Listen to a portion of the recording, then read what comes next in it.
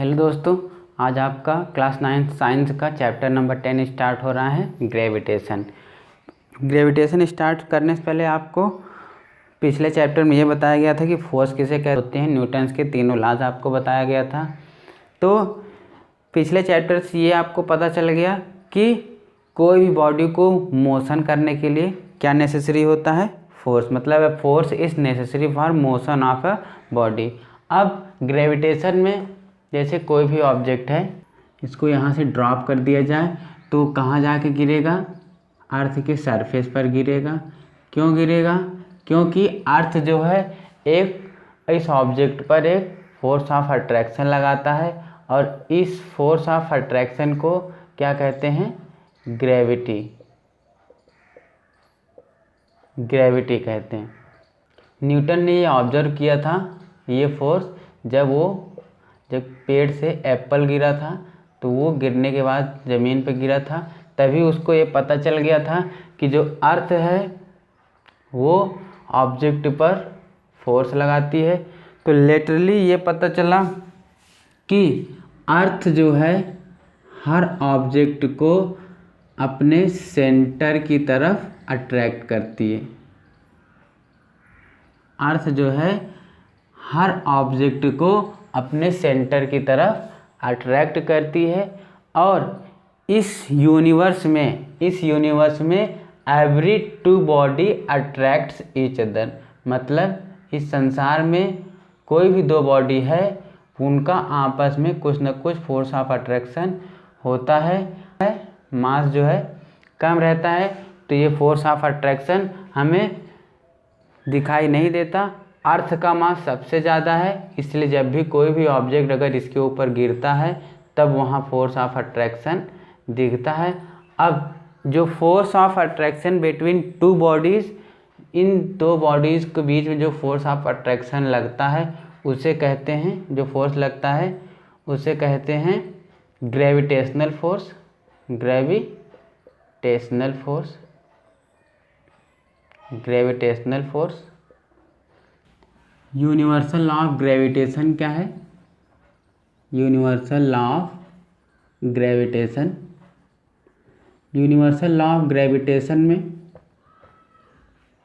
में आपको जैसे दो बॉडी है, इसका मास m1 है और इसका मास m2 है। इनके सेंटर के बीच की जो डिस्टेंस है वो स्मॉल d है। तो इनके बीच में जो फोर्स लगेगा उसको क्या कहते हैं? Universal law of gravitation. तो इसमें जो फोर्स होगा वो डायरेक्टली प्रोपोर्शनल होगा इनके प्रोडक्ट ऑफ मास के, और ये फोर्स जो है इन्वर्सली प्रोपोर्शनल होगा उनके square of distance between them के। तो ये मान लेते हैं फर्स्ट इक्वेशन है, ये सेकंड इक्वेशन है। तो from first and second force किस पर डिपेंड कर गया? Product of mass upon d square, ये 4 डिपेंड कर गया। अब प्रोपोर्शनलिटी साइन यहाँ हटेगा तो क्या लगेगा? एक कांस्टेंट लगेगा जी को कहते हैं gravitational constant, G into m1 into m2 upon d square. ठीक है। अब इस जी को अगर वैल्यू निकाला जाए, इसकी यूनिट क्या होगी? G equal to F into d square upon m1 into m2। मतलब इसकी यूनिट हो जाएगी फोर्स की न्यूटन मीटर स्क्वायर पर केजी स्क्वायर। ये हो गया जी की वैल्यू। अब जी की एक स्पेसिफाइड वैल्यू है, G equal to 6.67 into 10⁻⁻11 newton metre square पर केजी स्क्वायर। ये हो गया जी की ग्रेविटेशनल कांस्टेंट की वैल्यू। अब ग्रेविटेशनल कांस्टेंट अगर डिफाइन किया जाए तो जैसे मान लें 1 kg, इसका भी मास है 1 kg और इनके बीच का सेपरेशन भी 1 मीटर है। तो इस पर जो फोर्स लगेगा G into m1 into m2 upon d square. तो फोर्स कितना हो जाएगा? 6.67 इंटू 10⁻⁻11 इंटू 1 दोनों का मास अपान उसके बीच के डिस्टेंस का स्क्वायर। तो एफ की वैल्यू कितनी हो जाएगी? 6.67 इंटू 10⁻11 न्यूटन। मतलब इतना न्यूटन कब लगेगा? जब यूनिट मास हो दोनों और उनके बीच की जो डिस्टेंस हो वो यूनिट डिस्टेंस हो, तो जाके F इक्वल्स टू किसके बराबर लगेगा? G के। मतलब gravitational constant is defined as the force between two unit masses having unit distance apart, then it is known as gravitational constant। जो ग्रेविटेशनल फोर्स है वो हर दो बॉडी के बीच में कुछ ना कुछ फोर्स ऑफ अट्रैक्शन लगता है। मतलब पूरा सोलर सिस्टम में सन के चारों तरफ जितने भी प्लैनेट्स मूव करते हैं वो सभी ग्रेविटेशनल फोर्स की वजह से ही मूव करते हैं। नेक्स्ट है आप लोगों का Kepler's law of planetary motion. Kepler's law of planetary motion मतलब केप्लर्स ने 3 लॉज दिए थे प्लैनेटरी मोशन पे। जैसे फर्स्ट लॉ इसका था, फर्स्ट लॉ ये था कि जो अर्थ है वो सन के चारों तरफ, ये अर्थ है मान लेते हैं और ये सन है, तो जो अर्थ है वो सन के चारों तरफ एक इलिप्टिकल पाथ में, इलिप्टिकल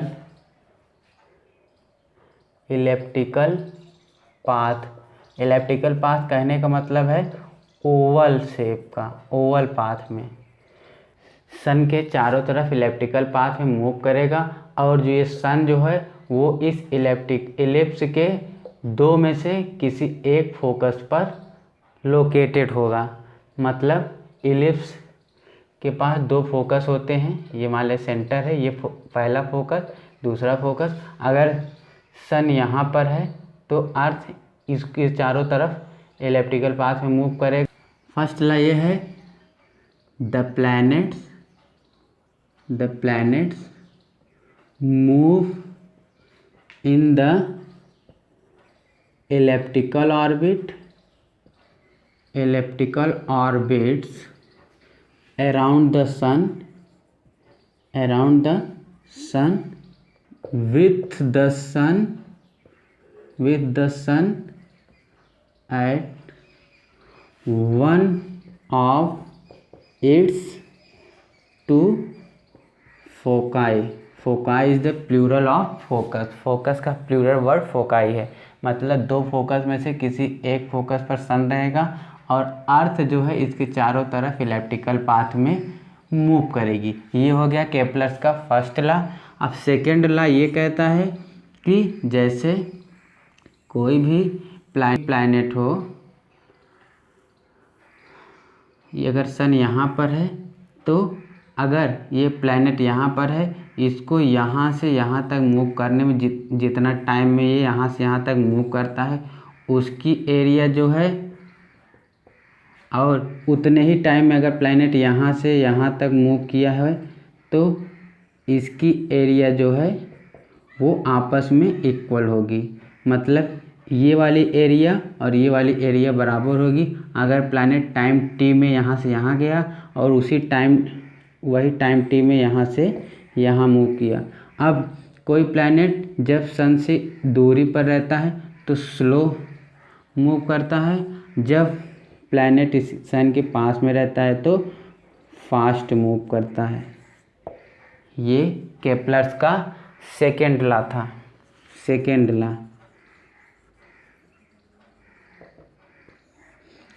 लॉ क्या था? ईच प्लैनेट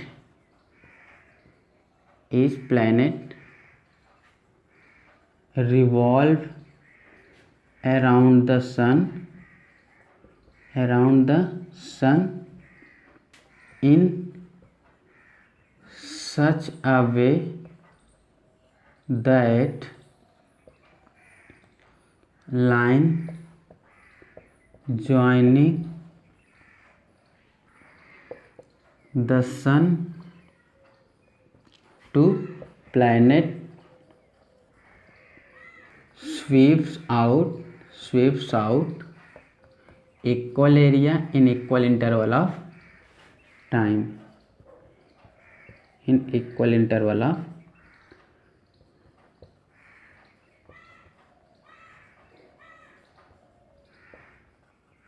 मतलब ये हो गया आपका सेकेंड लॉ।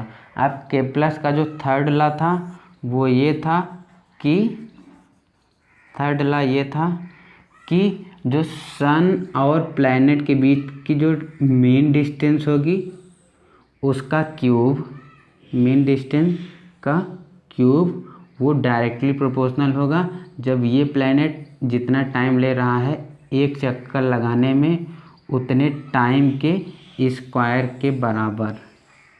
ये हो गया इसका केप्लर का थर्ड लॉ। मतलब the cubic of mean distance between sun and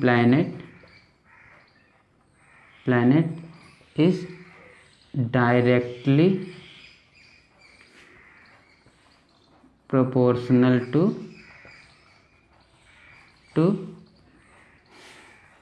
square of time period मतलब टाइम पीरियड उसे कहते हैं जब कोई भी प्लैनेट या कोई भी ऑब्जेक्ट किसी सर्कुलर पाथ को एक राउंड लगाने में जो टाइम लगता है उसे टाइम पीरियड कहते हैं। तो ये थर्ड लॉ ये हो गया। इसका मतलब जब प्रोपोर्शनलिटी साइन हटाएंगे तो ये क्या हो जाएगा, r³ / t² = कांस्टेंट हो जाएगा। ये केप्लर का थर्ड लॉ हो गया। ग्रेविटेशनल फोर्स जो है वो इन्वर्स स्क्वायर लॉ फॉलो करता है। ये प्रूव किया था न्यूटन ने। वो इस तरीके से प्रूव किया था जैसे सर्कुलर पाथ है और ये कोई ऑब्जेक्ट ये मूव कर रहा है, इसकी रेडियस है r और ये v वेलोसिटी से मूव कर रहा है। तो इसमें जो सर्कुलर मोशन में जो फोर्स लगता है वो सेंट्रीपिटल फोर्स लगता है और उसकी वैल्यू होती है mv²/r। ठीक, तो फोर्स किस पे डिपेंड कर गया, v²/r पे। ये फर्स्ट इक्वेशन हो गई। अब न्यूटन ने ये कहा कि जब ये ऑब्जेक्ट यहाँ से ये एक चक्कर लगाता है या जैसे ऑब्जेक्ट यहाँ ये मूव करेगा तो इसकी वेलोसिटी क्या हो जाएगी, डिस्टेंस अपॉन टाइम।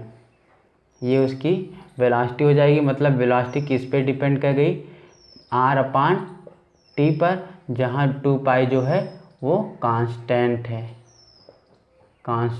है। ठीक, ये सेकेंड इक्वेशन हो गई। अब उसने इसमें ये किया कि इसमें स्क्वायरिंग कर दिया बोथ साइड, तो क्या हो गया, v² directly proportional to r²/t²। फिर उसने क्या किया, सिर्फ राइट हैंड साइड में मल्टीप्लाई किससे कर दिया, r/r से।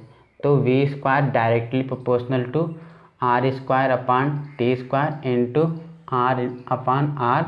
तो ये क्या हो गया, v² directly proportional to r³ into 1/r। अब केप्लर का जो थर्ड लॉ था उसमें ये बताया गया था कि r³ जो है कांस्टेंट होता है। तो v² किस पे डिपेंड कर गया, 1/r पर। ठीक, ये इक्वेशन थर्ड हो गई। अब इक्वेशन फर्स्ट और थर्ड से आपको क्या पता चलता है कि फर्स्ट एंड थर्ड से आपको ये पता चलता है इसमें फोर्स जो है v²/r पर डिपेंड कर रहा था। तो अब फोर्स जो है 1/r इंटू v² था, v² की जगह क्या आ गया, 1/r। तो फोर्स जो है डायरेक्टली प्रोपोर्शनल टू 1/r²।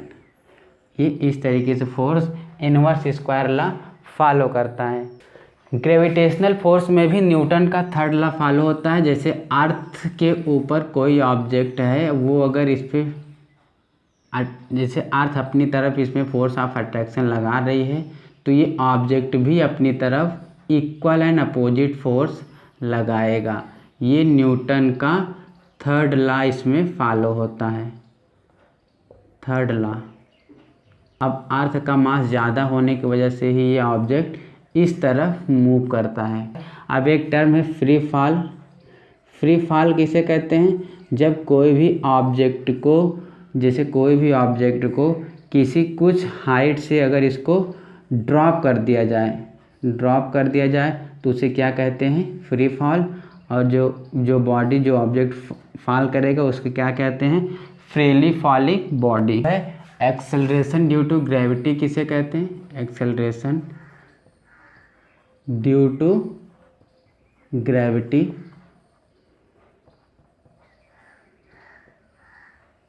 जैसे कोई ऑब्जेक्ट है वो वर्टिकली उसको ड्रॉप कर दिया गया है, मतलब डाउनवर्ड में उसको ड्रॉप कर दिया गया है, तो उसमें एक एक्सेलरेशन लगेगा, उसे क्या कहते हैं? Acceleration due to gravity.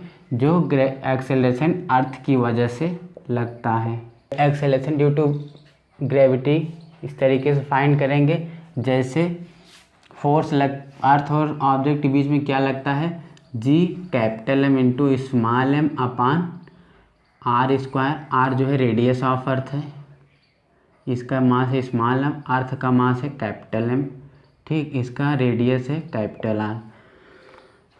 तो अब और आपको पता है न्यूटन सेकेंड लॉ में force equals to m into a, मतलब इस पर कितना फोर्स लग रहा है? Small m into a acceleration. अब एक्सेलरेशन की वैल्यू क्या आ गई? एफ बाई स्मॉल एम, मतलब ये सेकेंड हो गया। अब फोर्स की ये वैल्यू यहाँ पे पुट करेंगे तो एक्सेलरेशन इक्वल्स क्या आएगा?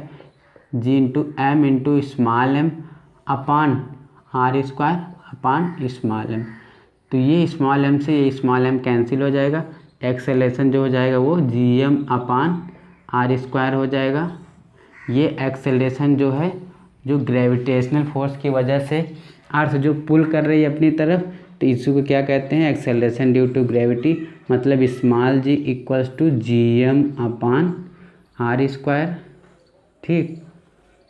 और जी की एक स्पेसिफाइड वैल्यू है 9.8 मीटर पर सेकेंड स्क्वायर। अब जी की वैल्यू कितना आ गई? G M upon are square, मतलब जी की वैल्यू कितना होती है? 6.67 इंटू 10⁻⁻11 न्यूटन मीटर स्क्वायर पर केजी स्क्वायर होता है। और रेडियस ऑफ अर्थ क्या होता है? 6.4 इंटू 10⁻6 मीटर होता है। और इसका जो मास होता है वो 6.6 इंटू 10⁻24 केजी होता है। तो जब ये एक्सेलरेशन ड्यू टू ग्रेविटी फॉर्मूले में रखेंगे G M upon are square के, तो ये आएगी value 6.67 into 10⁻⁻11 into 6 into 10⁻24 upon are square है, मतलब 6.4 इंटू 10⁻6 का स्क्वायर। तो जी की वैल्यू कितनी आएगी? 9.8 मीटर पर सेकेंड स्क्वायर। ये जी की वैल्यू आ जाएगी। फॉर्मूले में अगर आप ये ध्यान देंगे कि acceleration due to gravity does not depend on mass of body, मतलब ये जो स्मॉलर मास था इसके मास पर acceleration due to gravity depend नहीं करता। Acceleration due to gravity earth के सेंटर पर कितना होती है? 0 होती है, मतलब G equal to 0 at earth centre. Acceleration due to gravity मतलब जैसे अर्थ के सरफेस पर एक्सेलरेशन ऑफ ग्रेविटी कितना होती है? G M upon are square इतना होगी। अर्थ से अगर हाइट ऊपर हाइट की तरफ जाएंगे तो जी की वैल्यू कम होगी इससे, और अगर अर्थ के मतलब अंदर जाएंगे हाइट से तो तब भी अर्थ ग्रेविटी की वैल्यू कम होगी। अगर कोई भी ऑब्जेक्ट है वो किसी हाइट से नीचे गिर रहा है तो इस पर एक्सेलरेशन ड्यू टू ग्रेविटी कितना होगा? पॉजिटिव होगा जब ये डायरेक्शन ऑफ फोर्स की तरफ आएगी। जब ये वर्टिकली अपवर्ड जाएगा तो जी की वैल्यू क्या होगी? निगेटिव, मतलब अपोजिट फोर्स। अर्थ की वजह से फोर्स इधर लग रहा है और ऑब्जेक्ट इसके अपोजिट मूव करेगा तो एक्सेलरेशन क्या हो जाएगा ड्यू टू ग्रेविटी नेगेटिव हो जाएगा। जब ऊपर जाएगा तो जी की वैल्यू क्या हो जाएगी पॉजिटिव, जी की वैल्यू नेगेटिव हो जाएगी। सेकंड, जब ये नीचे आएगा तो जी की वैल्यू क्या हो जाएगी पॉजिटिव। थर्ड ये हो जाएगा कि जब कोई ऑब्जेक्ट को यहाँ से ड्रॉप कर देंगे अर्थ के सरफेस पे गिराने के लिए तो इसकी जो इनिशियल वेलोसिटी हो जाएगी वो 0 हो जाएगी। और फोर्थ में जब कोई ऑब्जेक्ट को ऊपर वर्टिकली अपवर्ड थ्रो करते हैं तो इसकी जो फाइनल वेलोसिटी होगी वो 0 हो जाएगी। और फिफ्थ ये होगा कि जितना टाइम ये ऑब्जेक्ट यहाँ से यहाँ तक गया फिर यहाँ से यहाँ तक आया तो यहाँ से यहाँ तक जो टाइम जितना टाइम लगा t, फिर उतना ही टाइम यहाँ से यहाँ तक आने में लगेगा t। मतलब टोटल टाइम इसको यहाँ से ऊपर जाने में और यहाँ से आने में कितना लग जाएगा t + t = 2t। मतलब टाइम जो है t1 = t2 ये बराबर होगा। इक्वेशन क्या थी मोशन की, फर्स्ट ये था v = u + at, सेकेंड ये था कि s = ut + ½ at², और थर्ड ये था कि v² = u² + 2as। ये इक्वेशन आप मोशन आपको मोशन वाले चैप्टर में बताया गया था। अब यहाँ पर एक्सेलरेशन जो है किस में बदल गया, एक्सेलरेशन ड्यू टू ग्रेविटी, तो इसकी जो इक्वेशन होगी वो इसमें बदल जाएगी कि v = u + gt। Second, yes की जगह h आ जाएगा क्योंकि मोशन में आप इस तरीके से हॉरिजॉन्टली बॉडी मूव कर रही थी। अब ग्रेविटेशन में आप कोई ना कोई ऑब्जेक्ट अर्थ की सरफेस से कुछ ना कुछ हाइट पर होगा तो s को h में कन्वर्ट होगा तो h = ut + ½ gt²। थर्ड ये हो जाएगा कि v² = u² + 2gh। ये तीनों ला का कन्वर्जन हो जाएगा। अब जैसे कोई ये ऑब्जेक्ट है, एग्जाम्पल कोई ये ऑब्जेक्ट है, इसको ऊपर से ड्रॉप कर दिया गया कि और ये कितना टाइम लग रहा है नीचे तक पहुंचने के लिए, टाइम ले रहा है 2 सेकेंड। आपको जी की वैल्यू लेना है 9.8 मीटर/सेकेंड²। तो आपको जहाँ से ड्रॉप की गई है उसकी हाइट बतानी है, तो हाइट बताने के लिए कौन सा फार्मूला है, इक्वेशन ऑफ सेकेंड। तो h = ut + ½ gt²। आपको पता है जब इसको ड्रॉप करेंगे तो इसकी इनिशियल वेलोसिटी आपको क्या बताया गया था 0 होगी। तो 0 × 2 सेकेंड + ½ × 9.8 × 2² तो ये क्या हो जाएगा 0 + 19.6। मतलब कितना डिस्टेंस के ऊपर इसको छोड़ा गया था 19.6 मीटर ऊंचाई से इसको ड्रॉप किया गया था। मास एंड वेट किसे कहते हैं, मास एंड वेट किसे कहते हैं, मास किसे कहते हैं, मास ये उसे कहते हैं मतलब जितना भी मैटर किसी एक बॉडी में है उसे क्या कहते हैं, मास कहते हैं। मतलब क्वांटिटी ऑफ मैटर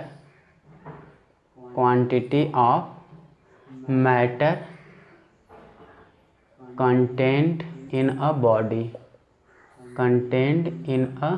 बॉडी, उसे क्या कहते हैं, मास कहते हैं। और सेकेंड है कि मास जो है एक स्केलर क्वांटिटी है, मतलब ये सिर्फ मैग्नीट्यूड पर डिपेंड करता है, इसका कोई डायरेक्शन नहीं होगा। थर्ड है इसकी SI यूनिट क्या होगी, kg होगी। और ये मास जो है कांस्टेंट होता है, मतलब प्लेस टू प्लेस अगर मतलब प्लेस टू प्लेस इसकी वैल्यू चेंज नहीं होगी। ये मास हो गया। अब वेट है, वेट क्या है? वेट एक तरीके का फोर्स है, मतलब वेट जो है एक तरीके का फोर्स है जो अर्थ के सेंटर की तरफ लगता है, मतलब एक फोर्स है जो सेंटर ऑफ अर्थ की तरफ अट्रैक्ट होता है। अर्थ जो है एवरी ऑब्जेक्ट पर अपनी तरफ फोर्स से खींचता है। तो इसकी जो ये जो है वेट एक वेक्टर क्वांटिटी है, क्योंकि वेक्टर क्वांटिटी क्योंकि एक स्पेसिफिक डायरेक्शन में ये अट्रैक्ट होगा था। इसकी एसआई यूनिट है न्यूटन, क्योंकि फोर्स की एसआई यूनिट भी न्यूटन होती है, तो ये भी फोर्स ही है। फोर्थ है इसका मास जो है, इसका जो ये चेंज होगा, इसका वेट जो है चेंज होगा प्लेस टू प्लेस जाने पर। प्लेस टू प्लेस जाने पर इसका वेट जो है चेंज होगा।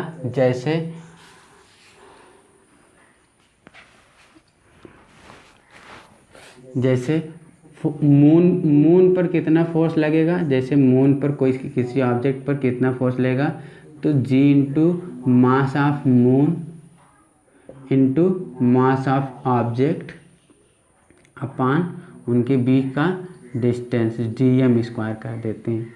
ठीक, ये फर्स्ट इक्वेशन हो गई। अब फोर्स अर्थ पे कितना लगता है? अर्थ पे कितना लगता है? g into mass of earth into mass of object upon DE², मतलब मास पर जो दोनों के बीच का जो डिस्टेंस गैप होगा वो सेकेंड। अब आपको पता है मास ऑफ अर्थ जो होता है वो 100 टाइम मास ऑफ मून होता है, और जो DE होता है डिस्टेंस बिटवीन यहाँ पे जो होता है वो 4 टाइम dm होता है। तो अगर इसमें भी वैल्यू रखेंगे तो g into mass of earth 100 m into mass of object upon 4 dm का स्क्वायर। तो ये क्या हो जाएगा?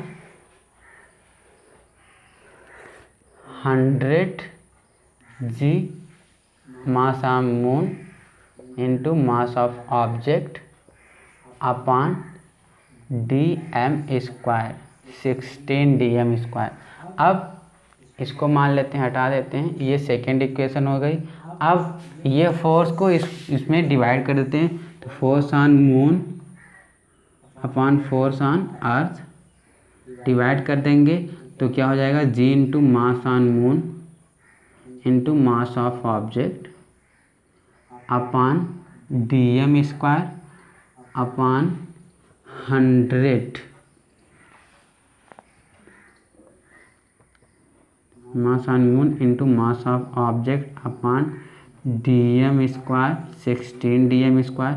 तो ये जो पोर्शन है ये m ऑब्जेक्ट का मास ऑफ मून का मास ऑफ मून से dm² का dm² से g कैंसिल हो गया, तो ये क्या बचा? 16/100, मतलब नियर अबाउट 1/6। इसका मतलब अगर अर्थ पे आपका मास, आपका जो वेट है, अर्थ पर आपका वेट है 6 न्यूटन, तो अगर आपको ये जानना है कि मेरा वेट कितना मून पर होगा, तो उसमें आप 1/6 से मल्टीप्लाई कर देंगे तो आपको पता चल जाएगा कि आपका मून पर कितना वेट होगा। जैसे अगर यहाँ 6 है तो मून पर 1 न्यूटन का आपका वेट होगा। Thrust and pressure. Thrust and pressure, इसमें सबसे पहले प्रेशर किसे कहते हैं? प्रेशर उसे कहते हैं, मतलब the force acting on an unit area is known as pressure. मतलब pressure equals to force upon area. जब एरिया होगी यूनिट एरिया तो प्रेशर जो है फोर्स के बराबर होगा। अब एसआई यूनिट फोर्स की प्रेशर की क्या होगी? पास्कल। प्रेशर जो है किस पे डिपेंड करता है? फोर्स पर। और किस पे डिपेंड करता है? इनवर्सली प्रोपोर्शनल टू एरिया पर। जैसे दो ब्लॉक हैं, अगर इस पे आप थंब से इस तरीके से पुश करेंगे तो एरिया थोड़ा ज़्यादा लगेगा, मतलब एरिया ज़्यादा होगा तो प्रेशर कम लगाना पड़ेगा। अगर वही ब्लॉक के ऊपर कोई एक पिन लगा दें और उसके ऊपर से अगर हम प्रेस करें तो वहाँ पे इस सरफेस पर, परपेंडिकुलर सरफेस पर इसकी एरिया जो है वो कम हो जाएगी, तो आपको प्रेशर ज़्यादा लगाना पड़ेगा। तो एक तरीके से प्रेशर क्या है, एक force acting perpendicular on the surface of the object is known as pressure. ये हो गया।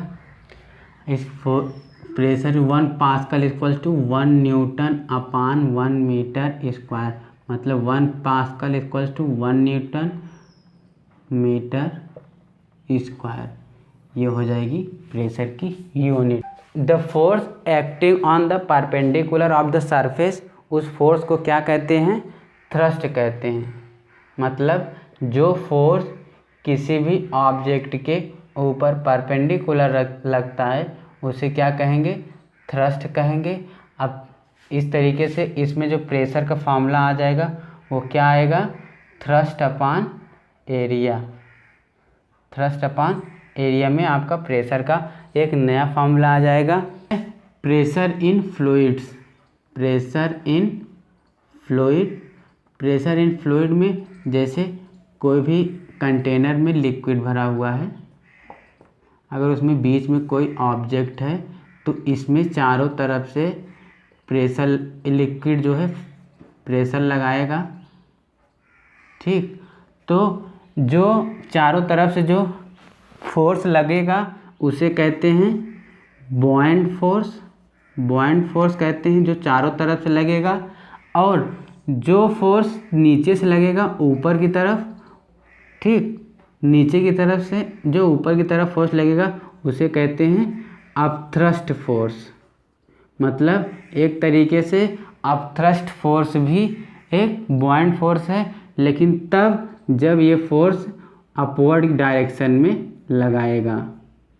मतलब एक टेंडेंसी होती है जब किसी ऑब्जेक्ट पर लिक्विड ऊपर की तरफ फोर्स एक्सर्ट करता है तो उस टेंडेंसी को क्या कहते हैं, बॉयंसी।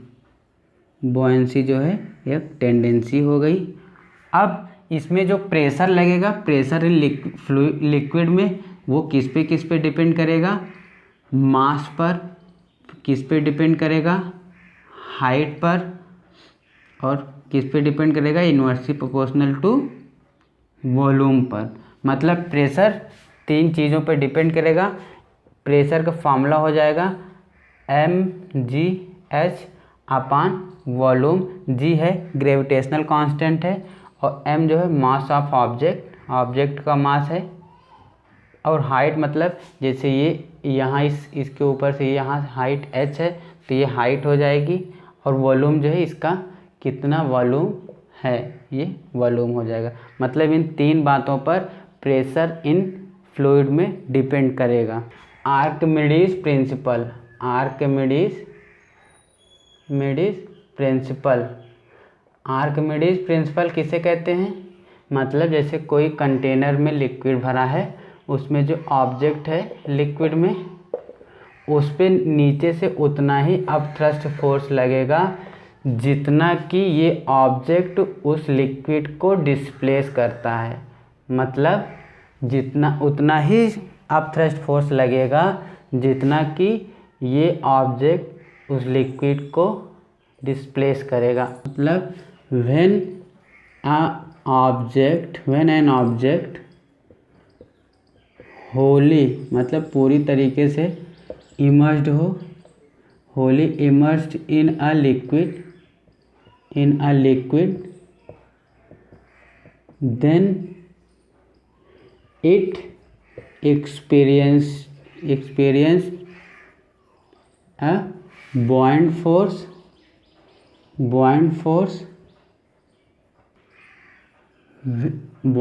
को या फिर अपथ्रस्ट भी कह सकते हैं, which is equal to the liquid displaced by it. मतलब जितना लिक्विड उतना डिस्प्लेस करेगा उतना ही बॉइंट फोर्स लगेगा। अब बात आती है कि वो कोई ऑब्जेक्ट कब फ्लोट करता है और कब सिंक करता है, मतलब कब तैरता है और कब डूब जाता है। जब ऑब्जेक्ट की डेंसिटी ऑफ ऑब्जेक्ट अगर छोटी हो कि कम हो किससे, डेंसिटी ऑफ वाटर से, या फिर उसके बराबर हो, तब इस केस में ऑब्जेक्ट जो है फ्लोट करेगा। जब डेंसिटी ऑफ ऑब्जेक्ट जो है greater than density of water हो जाए तब जाके वो डूब जाएगा। ठीक है।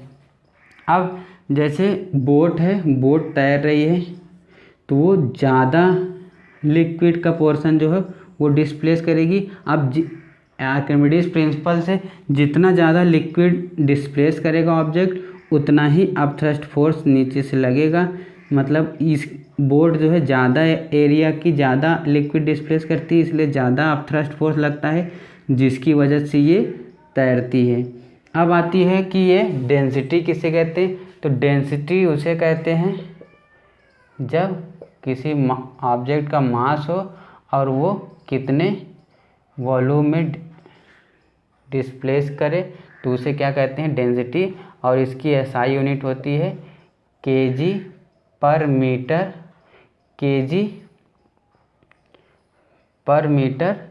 क्यूब। ये हो गया। अब एक टर्म आता है रिलेटिव डेंसिटी, आरडी मतलब रिलेटिव डेंसिटी, मतलब इसका फॉर्मूला हो जाएगा density of substance upon density of water. तो उसे क्या कहेंगे, रिलेटिव डेंसिटी। मतलब वाटर की डेंसिटी के कंपैरिजन में उसकी जो डेंसिटी होगी उसे क्या कहेंगे, रिलेटिव डेंसिटी।